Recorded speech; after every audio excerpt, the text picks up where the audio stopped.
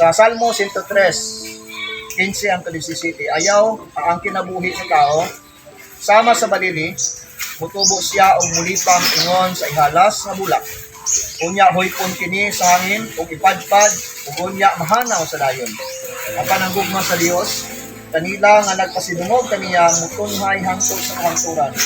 Mulungtad ang iyang kaayo sa tanang kaliwatan. So nga, ang ingon, ang kinabuhi mo rin siya kanang bulak. Sa buntag, isang bulak nga kanang isa na kaadlaw, mag-grow siya. Pagsidlak sa adlaw, lindot kayo sa buntag, pero hindi na kapapon, tiktok na siya. Gihulakway sa nga natang kinabuhi. Salamat na sa Ginoo, labi na kayo na idulya. Ako dyan.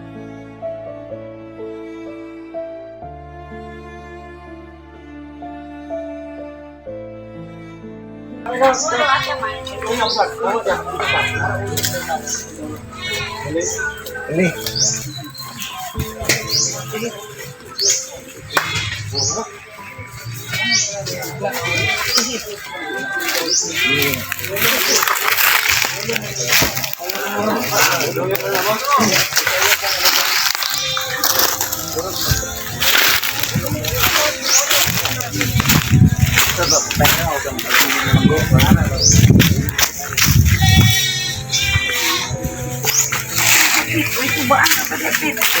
Sinananggot ka din.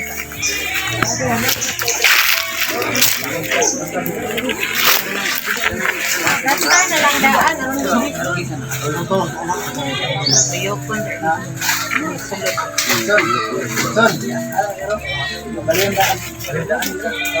Yang dili na lang daan.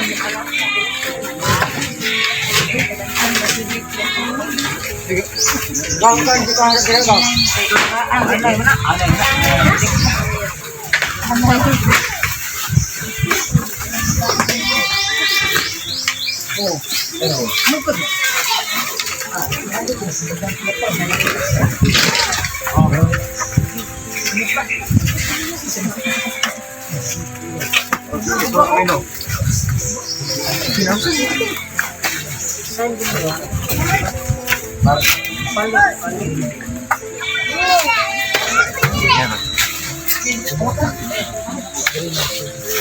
Kita karon alang sa paghinot sa kapatunan natin ng dati ng mabuhi sa utang mutay. Ayan po itang mabuhi kapag taas na pagkagat pati na sa mamarag sabang pagsunod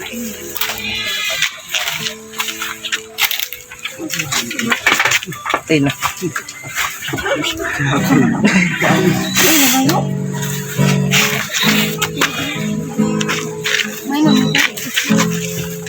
Bili.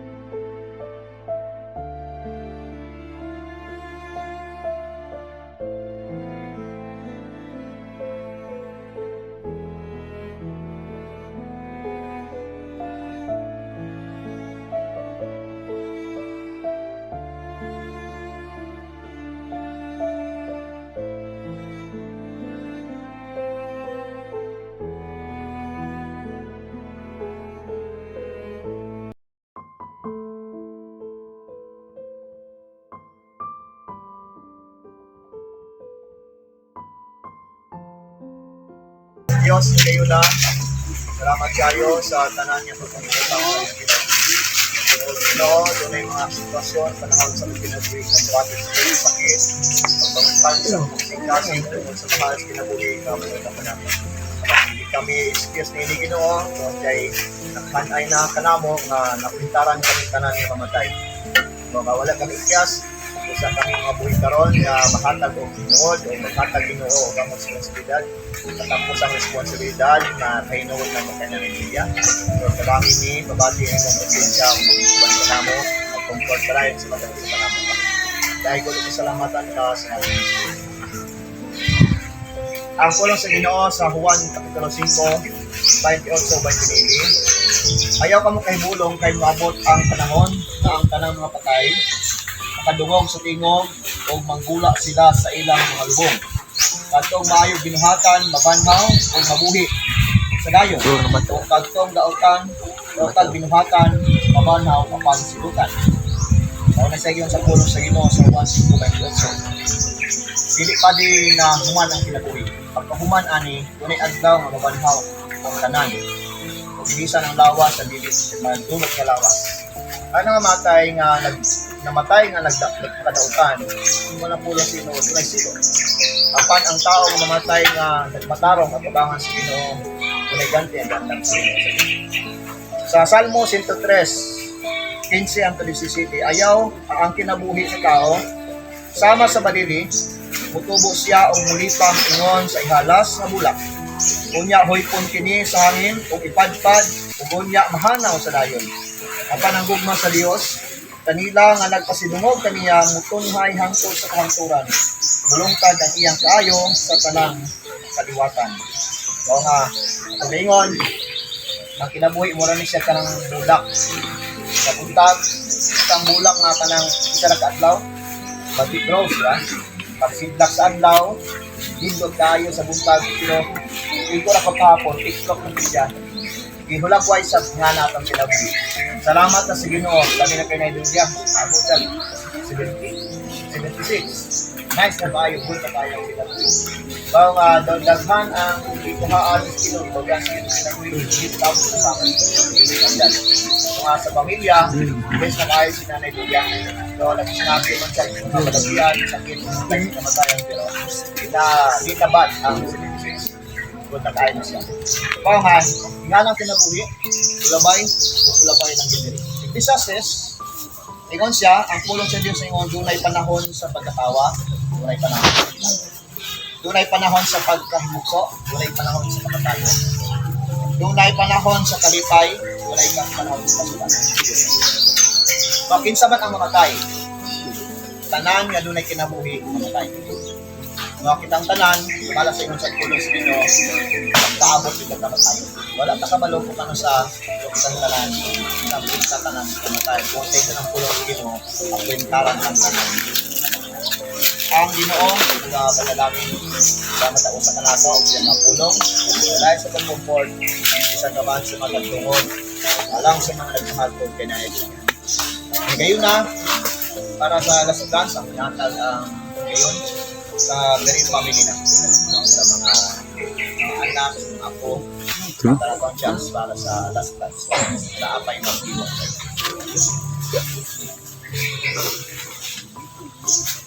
Para sa last dance.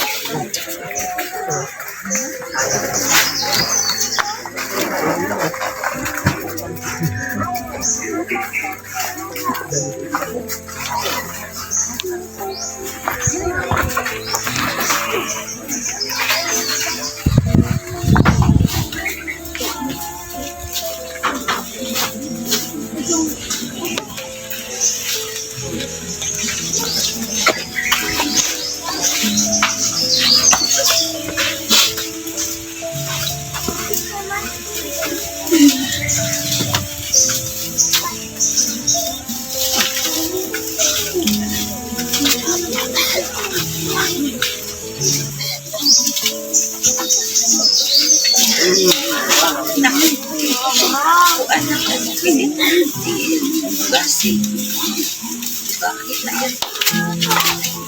Tungod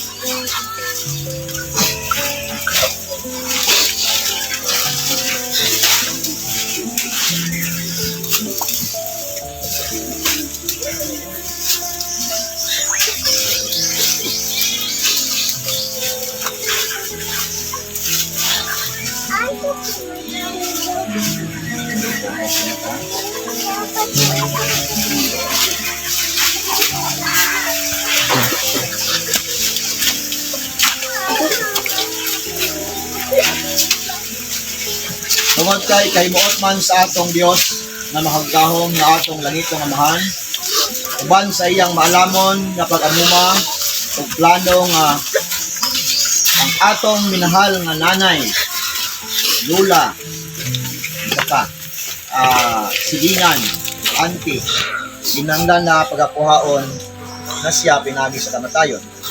Ug mapinikaron ang atong responsibilidad ang pagtugyan nining maong patay lawas diha sa lungganan. Tungod kay ang pulong sa Dios nagingon, abog kitaw o sa abog usap ikaw kubalik. Pag-ampo kita. Kinong Dios, salamat kayo. Tungod kay ikaw ang Dios na nakanunay sa among kinabuhi. Nag-amping sa mga pagbati, naghupay sa mga nagsubo nga mga pagbati. Salamat kay Ginong Dios sulod sa mga pila ka mga adlaw nga kami nakiguban sa pamilya ug sa mga mahal sa kinabuhi.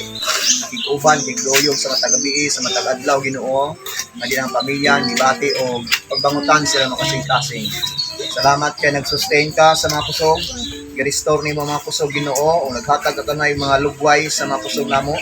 Ayon sa imong Ginoo, makaya namo ang pagatiman labi na sa pamilya, pagatiman Ginoo sa matag unya sa mga bisita.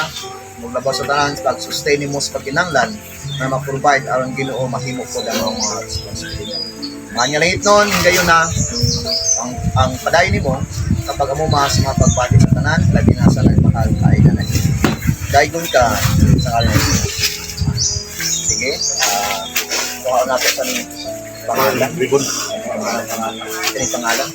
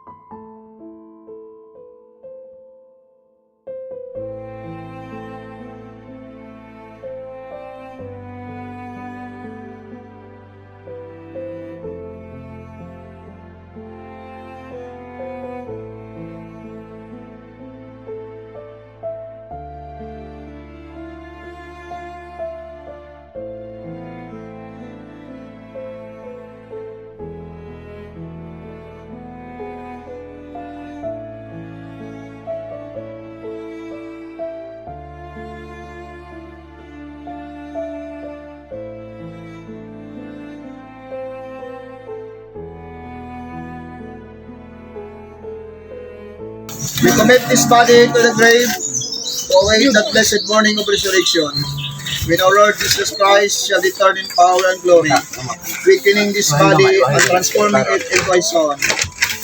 a glorious body, like unto his own, unto everlasting joys that await the children of light in the realm of glory. Ginong Diyos, salamat.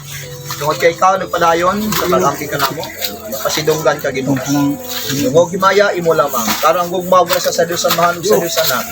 Kung patigamit sa Balang Espiritu, manapanato gikan karon ug hangtod sa wali katapusan.